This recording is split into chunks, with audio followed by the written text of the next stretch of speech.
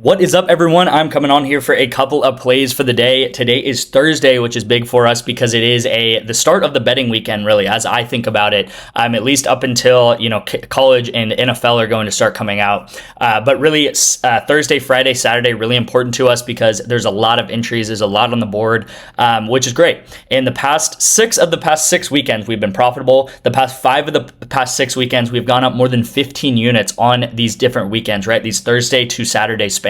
So they are really big for us. Yesterday was another losing day for us, which is unfortunate, obviously, but it does happen. And, again, as I've said, even through all the wins that we've been doing over the past 3 weeks, you have to be able to handle your losses correctly. And the main thing where I see people fail is people will lose 2 days in a row like this, right? We lost yesterday. Yesterday was a losing day, and then the day before that was a losing day, so 2 days in a row.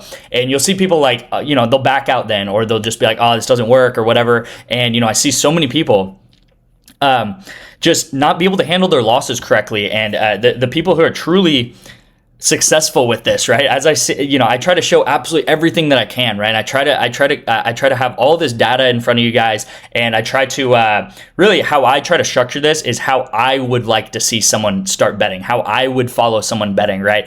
Be very, very transparent, be very structured, track everything, and have a proven strategy that works over a long period of time, which is pretty much all the pillars of this channel and what we do. As you guys see, since May 1st, this is updated legitimately 5 minutes ago. I just took the screenshot and sent it in here. This is over 400 bets since May 1st. We're up 108 units since May 1st, which would be about $1,100 if you're a $10 better since May 1st. Last year we went up 600 units. You guys see here in July, you guys will actually see the 2 days that we lost here. So back-to-back days of going down 5 units and then 4 units, but you guys will see the first 5 days of July, we actually won 5 days in a row, all right? So as I always talk about, betting is not a linear game. It's not every single day you're going to go up a unit or 2 units. There's going to be some days you go down 5 units. There's going to be some days you go up 13 units. There's going to be some days you go up 4 units. Some days you go up 2 units, right? Every day is different in betting. That's honestly the fun of it, right? If it was just a very steady path, it wouldn't even be betting.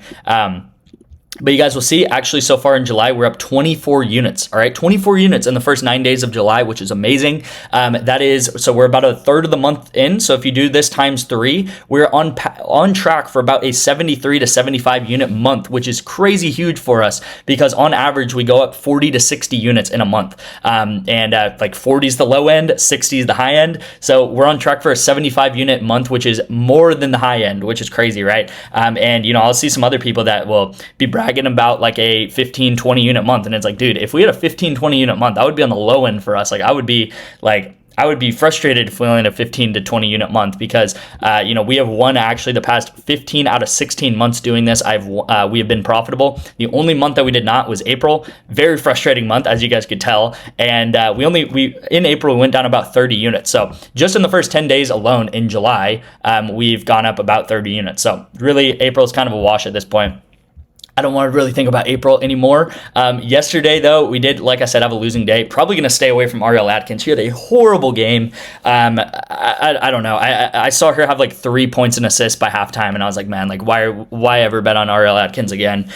Chicago Sky did put up 78 points, so that was a big reason of why I bet it because Dallas's defense was so bad. She just had a horrible game. So really, no excuse for this. Really, Khalil's line did bump up to 55.5. 33.5. I don't know, I said 55. So this overall was a decent play here, but obviously we're not going to see that happen. We did have a lot of opposite correlation yesterday, as you guys see in the middle, which pretty much means, I talked about we have a proven strategy, which is called correlation, all right? So let me try to find a correlated entry. Yeah, here's a correlated entry that I pretty much played the exact same way. Take one team to go over, one team to go under. As one team succeeds, they're going to get more kills. As the other team does not succeed, they're going to get less kills. And then here's a very similar thing right here in Counter-Strike, taking the unders based off of game length, all right? So you guys will see yesterday, I took the unders based on Counter-Strike based off of game length, and these guys go over, so it was a longer game. Same thing here, I took the over and the under on these different League of Legends players, and one guy goes under, one guy goes over, so the opposite of what we took. So pretty much the correlation, we either want to see things go green together or red together. So this is pretty much just them being correlated in the opposite factor. We had some things obviously not go opposite correlation, and it's just because T1, pretty much Gingy 2-1'd T1, so they won 2 games, lost 1 game. The 1 game they lost, they got absolutely dominated though. Faker got 7 kills, Gumayushi got 14 kills. I think I have it pulled up here. Yeah, this is game 2. Game 1, Game 3 were Jin Ji stomps going in the favor of kind of some of the plays we took. And then Game 2 was a stomp by T1 in a crazy manner, right? Faker had 7 kills. Gumayushi had 14 kills. Owner had 22 assists. And we actually took Owner at under 22.5. So we got 22 assists in just one game alone. So they had a crazy Game 2 with a ton of kills. So that did kind of bust a lot of our entries here, which sucks. But, it does happen, guys. Like I said, sometimes these things are going to fit perfectly together. Sometimes they're going to fit perfectly in the opposite direction, and sometimes one game's going to ruin it. But like you guys see, again, we win over a long period of time. As I have a lot of graphs and a lot of videos to show. We do pick this up on Taco Tuesday, and yeah. So let's get into today's entry. Before I do that, I do want to say if you guys want to get into the VIP, all you have to do is text me the word Bovada to my number right here on the screen. I'll get you guys into the VIP for 2 months free. Every single state that is in the blue right here. So I'm in Texas. I can use Bovada all the time. If you're in Florida, if you're in California, if you're in any of these blue states, as you guys see, you can actually use Bovada. You can sign up today, and I'm going to Venmo or Cash App you back the $25 deposit that you put into Bovada. It's super simple to do so.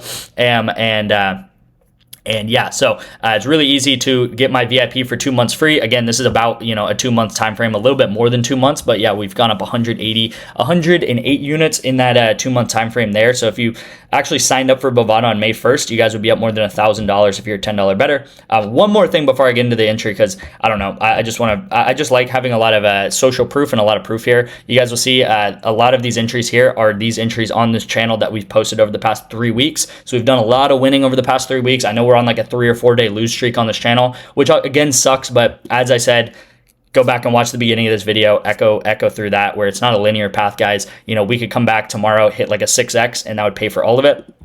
This 10x entry that I showed two guys pays for actually 9 losses. All right, so if you go back, count 9 losses, 1, 2, 3, 4. I don't have yesterday's screenshots. I deleted them for some reason. I should have kept them, but yesterday we also probably had like 3 or 4 losses. This 10x right here pays for all of that. So these 10x's on the VIP, and especially these weekends, because that's when we mostly hit these 10x's, they're huge for us because they'll pay off a lot of our losses and then some. Right? If we have a 25 unit weekend, we'll have a massive weekend. We'll probably pay off like 10 units or whatever, and then we will go up an additional 15, 20 units that we go over that weekend. So let's actually jump into prize picks. I want to do a little bit differently today and talk about some entries, because there's a couple of entries I like. All right.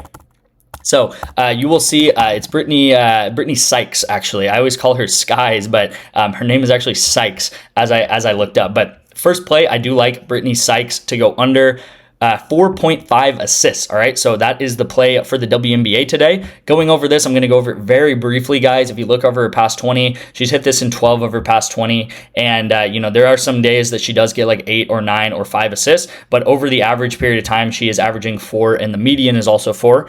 Also on like Underdog Fantasy on DraftKings, this line is favored to the under. All right, so DraftKings like minus 40 140 right now, and then on Underdog Fantasy, you actually get a really bad payout if you take her under 4.5. So I do sometimes use other books like DraftKings, like Underdog Fantasy, to compare lines to Prize Picks. So Prize Picks, you're getting actually a full play, obviously, to take her under. So I like this. If this does bump to 4, then maybe look for this entry right here, which is going to be rebounds assists. So I don't like this as much. I like her under assists more, but this is also a pretty solid entry for you if you can lock that in. All right, so to pair up with Brittany Sykes, we're going to take a League of Legends entry, and I have a couple of entries that I like. Now, I'm not going to take one of them because, first of all, they've bumped down, and we've also already taken this a lot in the VIP, so I don't want to overexpose myself to it. But if you guys do need a play throughout the day, I do like this. I like Ben under 9.5. It's just a really solid entry. Really, his line should probably be more like 8.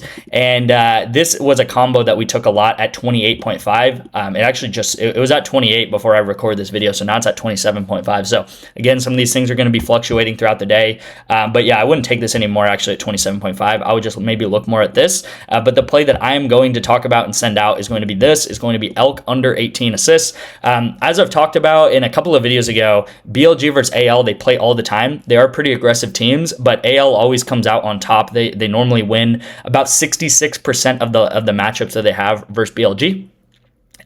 In the last 9 games that Elk has played versus AL, he is averaging, I think it is 4.8 assists per game, something like that. If you add it up, it is 14.8 assists over the course of 3 games, right? So this line I think should be more like 16.5. I think that's more of the fair value for Elk there.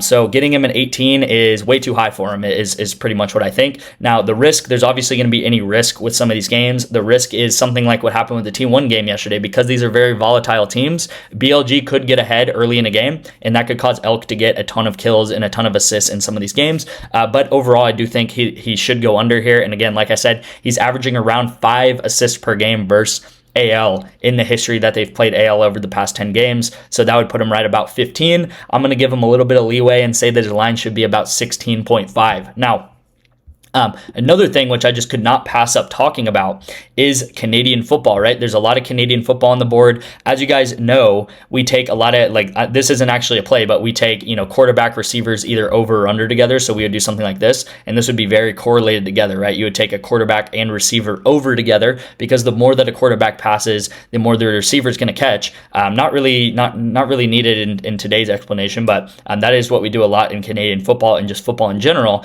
But one entry that I really like, guys, is Vernon Adams under 19.5 fantasy score, right? So I'm trying to think how much I should really get into this play and why I like it, but he is averaging 14.1 fantasy score so far this season. This guy is also allergic to scoring touchdowns, all right? He's only had 3 touchdowns on the year so far, passing touchdowns, and he's like 4 or 5 games into the season.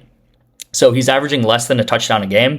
And also, he is a running quarterback, but he's facing SSK, which is weak against the pass, but really, really good against the runs.